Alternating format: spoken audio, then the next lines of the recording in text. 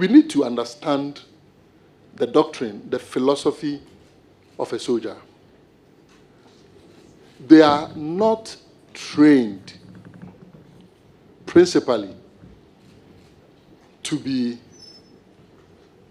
enforcing law and order in the way that a police personnel will do.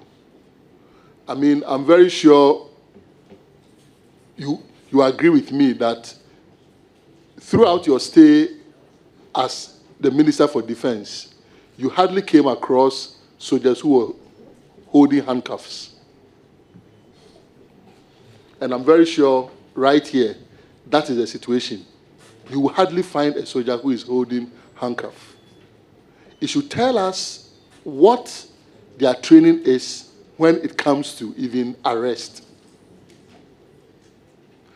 And so we should be careful not to push them immediately there is an issue to be addressed. The police must be the first point of call, to the point that the police can do it. Let's allow the police to do it. If it becomes necessary to draw on the Ghana Armed Forces, it should be a limited operation because of the shock and awe that the Ghana Armed Forces visits even when they get to town. So it should not be the norm. For instance, in the last election, we all agreed that the National Election Security Task Force was going to be said that the Ghana Armed Forces was going to be on standby until the IGP has activated their deployment.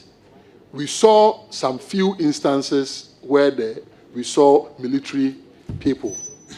I believe when the IGP is done with the investigations regarding the last election, the review, we will be able to understand the mechanisms that led to this movement of troops.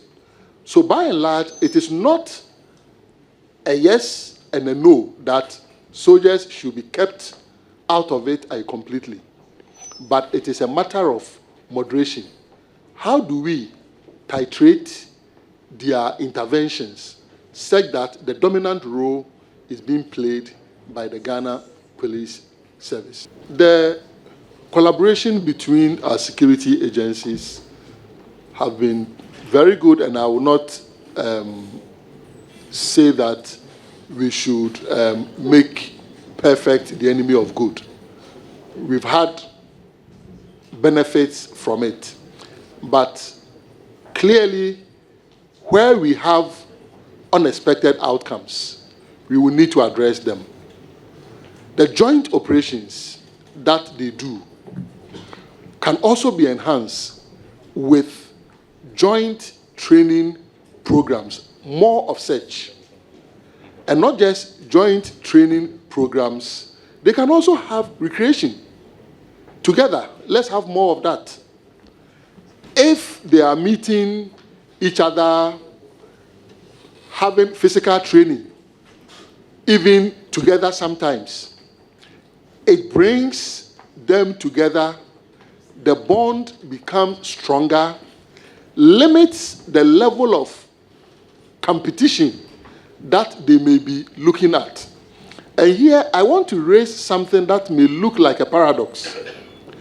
When you push soldiers to more and more be performing the functions of the police, if you are not careful, you are painting an impression that suggests that the police are incapable of doing what they have to do. That implicitly can generate unnecessary rivalry, which may manifest later as the clashes that we may be seeing. It is important to provide adequate training for the police, adequate training also for soldiers, ensure that where they need to come together, it is not just for operations, but also for recreation, also for physical training.